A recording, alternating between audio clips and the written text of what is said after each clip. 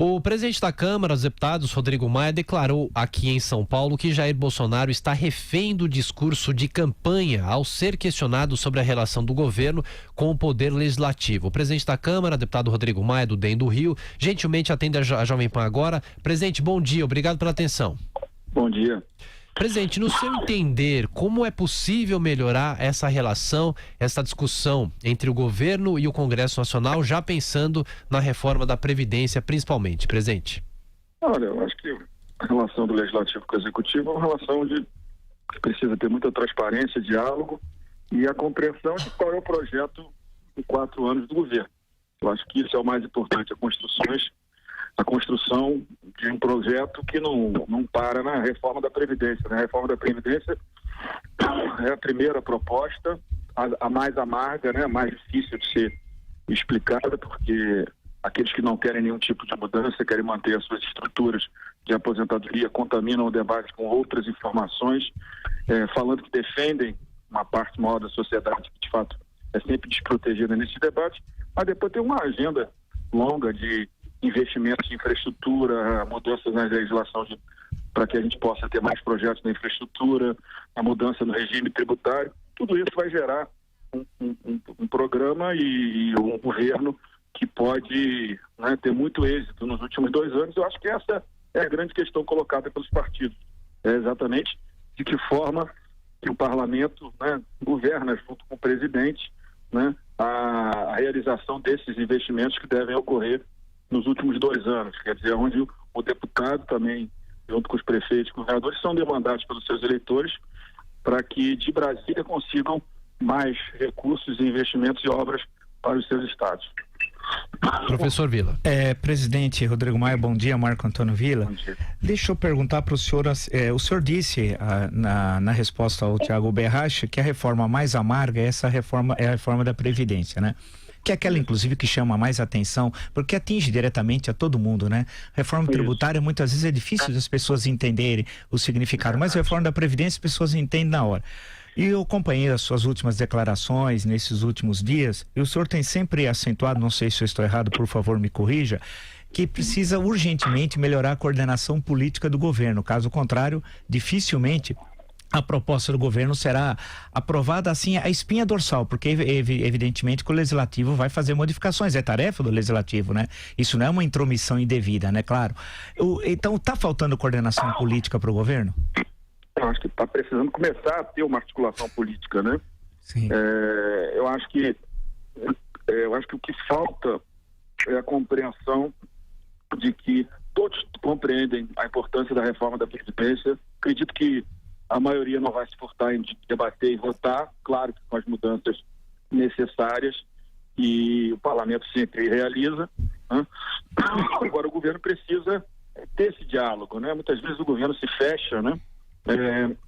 Esperando demandas que muitas vezes não são as demandas que serão, vamos dizer assim, encaminhadas. Muitas vezes, na maioria das vezes, os deputados precisam, como bancada, muitas vezes, do diálogo com o ministro, de uma obra que está parada, de um investimento que está prometido, que está aprovado no orçamento, né? E no diálogo para dar ideias, propor ideias nesse tema que está na pauta e outros temas. Então o governo precisa ter uma articulação política, uma presença. Não é simples porque você tem os líderes partidários, mas o líder é tão deputado quanto o seu liderado. Então não é uma articulação simples, o diálogo com 513 parlamentares diferentes do Senado, são 81, mas eu acho que essa semana o ministro da Casa Civil, o Onyx, começou esse diálogo, começou a chamar os partidos, os líderes, os parlamentares, as bancadas regionais, as bancadas temáticas, para que ele possa explicar qual é o projeto do governo para os 4 anos, começando, claro, pela Previdência. Só uma questão que o senhor disse aqui em São Paulo ontem, que o presidente da República, não sei se eu estou sendo correto, mas como se fosse refém da campanha eleitoral. Ele não fez a transição, aí a palavras minhas, de candidato para presidente em exercício efetivo da presidência da República. Como é que é essa passagem? Quer dizer, uma coisa é ser candidato, outra coisa é ser presidente. Na campanha você tenta colocar seu adversário contra a parede. Na presidência você tende a agregar apoio político. O senhor não acha que esse é um dos problemas aí centrais que o governo tem hoje, a dificuldade de agregar apoio político? O senhor mesmo disse que se fosse votado hoje, não passaria nem na CCJ a proposta da reforma da Previdência? Eu acho que essa é uma transição que eles já estão fazendo, né? Porque, na verdade, ele foi eleito para mudar a forma de governar, e que eu concordo. Acho que a nomeação dos ministros sem a divisão da estrutura do primeiro escalão do Ministério, sem indicações diversas na cúpula de um Ministério, que acaba gerando um Ministério com pouca capacidade de governabilidade, eu acho que fez certo, né? Mas da mesma forma que eleito, o Parlamento também foi eleito, inclusive os reeleitos também foram eleitos, né?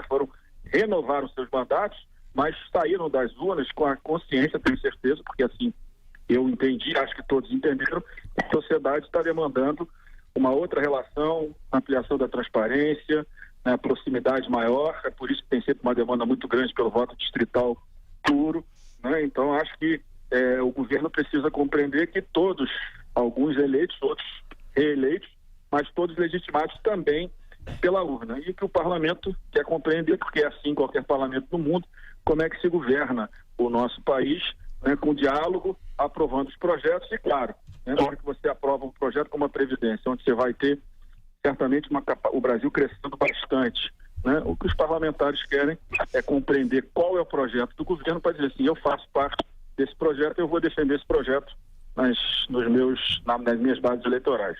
Presidente, agora há pouco o Zé Maria Trindade nos lembrava aqui, o Zé Maria que o senhor conhece muito bem, ele nos lembrava que as comissões não foram ainda instaladas, principalmente, claro, falando sobre a comissão que vai discutir a reforma da Previdência. O senhor tem alguma previsão? Quando que é possível indicar os líderes? O senhor tem apoio? O senhor está conseguindo conversar com todos os partidos que também apoiaram o senhor nessa campanha da vitória na presidência da Câmara? Olha, que eu só não instalei porque não é por causa da Previdência, né? Para atrasar a Previdência, até porque vai se atrasar uma sessão só. É porque eu ainda não consegui terminar de conversar com o maior partido de oposição, o Partido dos Trabalhadores, né? Eu poderia ter feito a instalação das 12 primeiras comissões ontem ou hoje, porque os dois blocos que me apoiaram têm as 12 primeiras comissões, mas eu achei que não era inteligente para a convivência na Câmara de Deputados, para a governabilidade da Câmara, eu tomar uma decisão sem ter essa conversa. E entendi que uma semana a mais, uma semana a menos, não seria um problema, até porque a possível base do governo está desorganizada, né? Muitas reclamações, principalmente do não envio ainda do projeto de lei dos militares. Então, se perdeu uma semana, na verdade, um dia, uma sessão, que seria a sessão de hoje, eu acho que não tem nenhuma gravidade para o processo de tramitação da proposta. Justamente essa questão, presidente Rodrigo Maia, que o senhor falou, a questão da previdência dos militares, quando é que isso vai ser encaminhado e qual é a relação disso com o conjunto da reforma da Previdência? Olha, os deputados, olha como é que é interessante, os deputados só vão deixar tramitar a emenda constitucional do regime geral e do regime próprio quando chegar aos militares, não é isso? Sim. Porque não querem votar apenas uma parte. Eu acho que os militares do outro lado, como a parte dos militares é por projeto de lei, não mudança da Constituição, então é mais simples a votação, tem medo que acabe o parlamento votando apenas os militares, esquecendo o resto.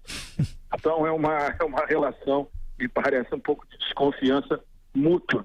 Mas eu já estou dizendo publicamente aqui hoje, eu disse ontem, já avisei ao ministro da Casa Civil que se esse for o problema, que ele fique tranquilo que nós votaremos a emenda constitucional e logo em seguida no plenário votaremos ao projeto de lei. Mas é importante que o projeto chegue para que a gente possa também já discutir todos os sistemas de previdência ao mesmo momento. E só para fechar, presidente, nessa discussão toda, é possível encaminhar também o projeto do ministro Sérgio Moro? Claro, nós vamos decidir depois do Carnaval se vai ser uma comissão especial, se vai tramitar na Comissão de Segurança e CCJ, né?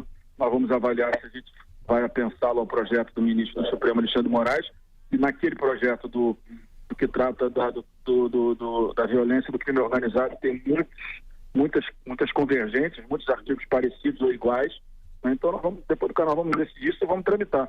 É claro que no plenário a prioridade vai ser sempre a reforma da Previdência, mas não tem por que o outro não começar o debate, a gente ouvindo os juristas, já ouvindo os deputados, para que a gente possa também avançar e ter esse projeto aprovado assim que a Previdência terminar o seu ciclo de votações na Câmara.